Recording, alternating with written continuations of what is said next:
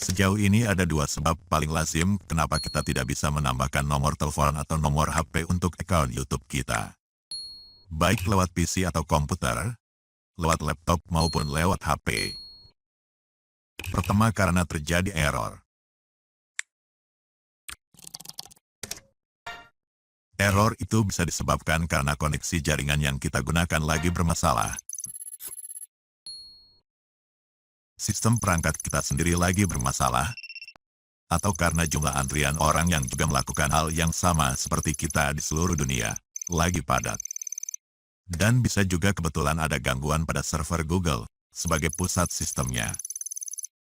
Solusinya kita tinggal coba lagi sesudahnya, di saat semua masalah itu sudah tidak ada. Tapi karena kita tak tahu kapan semua masalah itu beres, kita terpaksa mengulanginya hingga berkali-kali.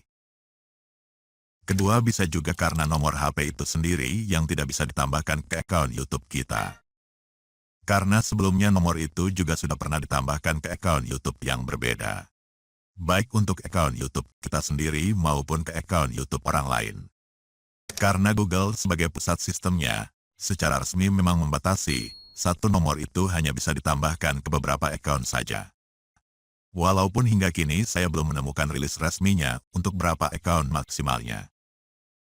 Tapi berdasarkan pengalaman saya selama ini, biasanya satu nomor itu hanya bisa ditambahkan untuk 2 akun dalam range 1 tahun.